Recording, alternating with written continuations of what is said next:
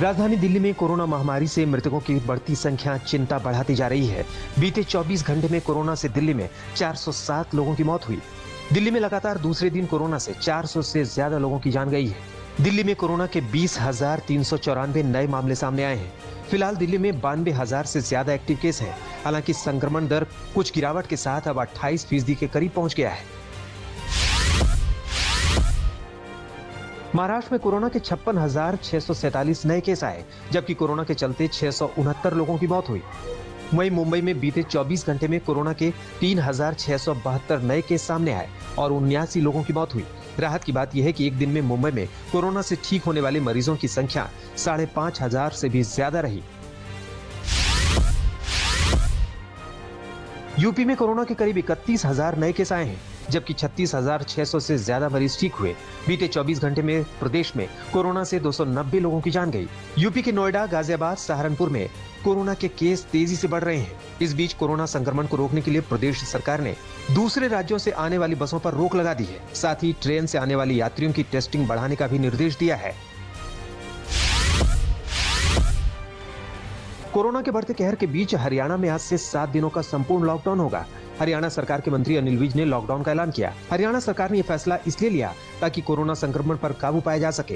हरियाणा में भी कोरोना संक्रमण से हालात बेकाबू हो रहे हैं और प्रदेश में कोरोना मरीजों की संख्या में लगातार इजाफा हो रहा है। कोरोना संक्रमण की रफ्तार को रोकने के लिए लगाई गई पाबंदियों का कर्नाटक में कुछ असर दिखाई दे रहा है। कर्नाटक में कोरोना के नए मामलों में कमी दर्ज की गई है। कर्नाटक में कोरोना के 37,733 नए केस आए, जबकि 217 लोगों की मौत हुई। कर्नाटक में कोरोना के सबसे ज्यादा केस बेंगलुरु में आ रहे हैं, जहां 21,000 से ज्यादा नए मरीज मिले। उधर तमिलनाडु में कोरोना के 20,768 नए केस आए हैं, जबकि कोरोना के चलते 153 लोगों की मौत हो गई।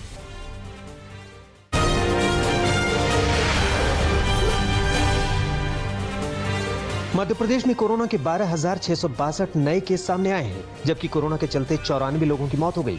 मध्य प्रदेश में कोरोना से सबसे ज्यादा केस राजधानी भोपाल और इंदौर में आ रहे हैं। इस बीच कांग्रेस के विधायक बृजेंद्र राठौर का कोरोना से निधन हो गया। 15 अप्रैल को कोरोना पॉजिटिव पाए जाने के बाद उन्हें अस्पताल में भर्ती करवाया गया था और तबीयत बिगड़ने पर भोपाल के अस्पताल में शिफ्ट किया गया था। उत्तराखंड में लगातार 5,000 से ज्यादा कोरोना केस आ रहे हैं। बीते 24 घंटे में उत्तराखंड में कोरोना के 5,606 नए केस सामने आए, जबकि कोरोना के चलते 71 लोगों की मौत हुई।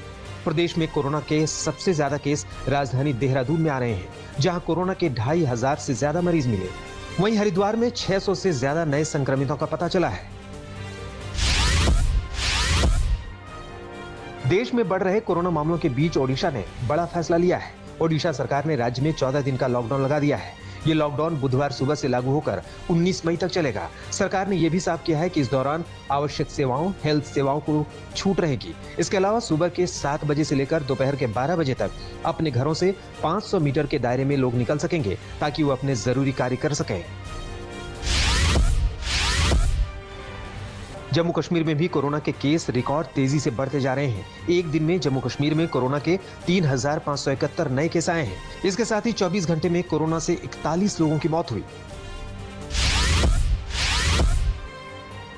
भारतीय किसान यूनियन के नेता राकेश टिकैत और अन्य 12 किसान नेताओं के खिलाफ हरियाणा में FIR दर्ज की गई है। इन सभी पर कोरोना काल में धारा 144 का उल्लंघन करने का आरोप लगा है। बताया गया है कि इन सभी नेताओं ने शनिवार को हरियाणा में एक महापंचायत का आयोजन किया था। अब क्योंकि राज्य में धारा 144 लागू थी, इस वजह से पुलिस ने राकेश टिकैत और दूसरे नेताओं के खिलाफ FIR दर्ज की।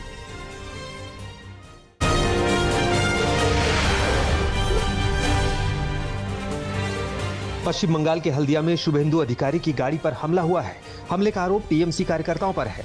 बताया जा रहा है कि शुभेंदु अधिकारी का काफिला देखकर TMC के कार्यकर्ता भड़क गए और उस पर पत्थरबाजी करने लगे। पत्थरबाजी से पहले TMC कार्यकर्ताओं ने शुभेंदु अधिकारी के साथ बदसलूकी भी की। बंगाल में चुनावी नतीजों के बाद कई जगहों पर हिंसा भड़क गई। आरामबाग में बीजेपी के दफ्तर को आग के हवाले कर दिया गया। बीजेपी ने TMC कार्यकर्ताओं पर आगजनी का आरोप लगाया। बीजेपी ने कहा कि प्रदेश में कई जगहों पर पार्टी नेताओं और दफ्तरों को निशाना बनाया जा रहा है, जो लोकतंत्र के लिए सही नहीं है। ममता बनर्जी पर हमला बोलते हुए बीजेपी ने यह भी कहा कि चुनाव में जीत के बाद ममता बनर्जी ने एक बार भी अपने कार्यकर्ताओं से हिंसा न करने की अपील नहीं की। पश्चिम बंगाल में ममता बनर्जी ने जीत की हैट्रिक लगा दी है। विधानसभा चुनाव के नतीजों में टीएमसी ने 200 से ज्यादा सीटें हासिल की, वहीं बीजेपी को 80 से कम सीटों पर संतोष करना पड़ा।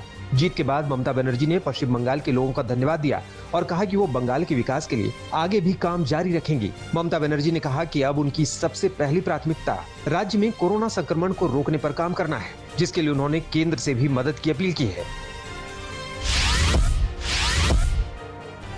पश्चिम बंगाल में प्रचंड जीत के बावजूद ममता बनर्जी को नंदीग्राम सीट पर शुभेंदु अधिकारी से हार का सामना करना पड़ा। ममता बनर्जी ने नंदीग्राम के नतीजे के खिलाफ कोर्ट में अपील करने की बात कही है। ममता बनर्जी ने कहा कि चुनाव में धनबल, बाहुबल और माफियाओं का इस्तेमाल किया गया। नंदीग्राम को लेकर हमने चुनाव आयोग से शिकायत की थी, लेकिन आयोग ने शिकायत पर ध्यान नहीं दिया। ममता ने कहा कि ऐसा कैसे हो सकता है कि पूरा राज्य एक जनादेश दे और एक सीट दूसरा जनादेश दे। इस बीच टीएमसी के 3 नेताओं ने नंदीग्राम के नतीजों को लेकर चुनाव आयोग से भी शिकायत की है। पश्चिम बंगाल में टीएमसी की प्रचंड जीत पर पीएम मोदी ने ममता बनर्जी को बधाई दी। पीएम मोदी ने कहा कि बंगाल में जीत के लिए ममता दीदी को बधाई।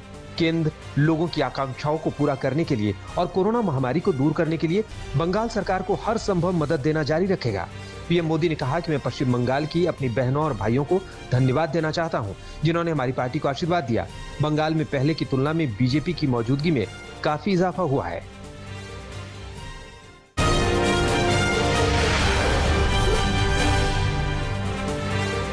असम में एक बार फिर बीजेपी की सरकार बनेगी। विधानसभा चुनाव में शानदार प्रदर्शन करते हुए बीजेपी ने प्रदेश में बड़ी जीत दर्ज की। ये पहला मौका है जब असम में गैर कांग्रेसी सरकार दोबारा बन रही है। असम में बीजेपी की जीत में सीएम सर्बानंद सोनोवाल के साथ साथ मंत्री हेमंत बिस्वा शर्मा की अहम भूमिका रही। चुनावी नतीजों के बाद अब असम में मुख्यमंत्री के चेहरे को लेकर भी चर्चा चल रही है। हेमंत बिस्वा शर्मा ने कहा है कि मुख्यमंत्री पद पर फैसला पार्टी की बैठक में होगा।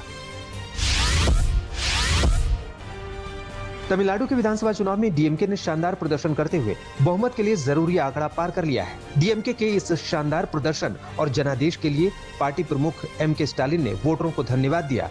उन्होंने सहयोगी दलों और तमाम नेताओं का भी आभार जताया। डीएमके ने कांग्रेस के साथ गठजोड़ करके तमिलनाडु में विधानसभा चुनाव लड़ा था, जबकि एआईएडीएमके ने बीजेपी के साथ गठबंधन किया था।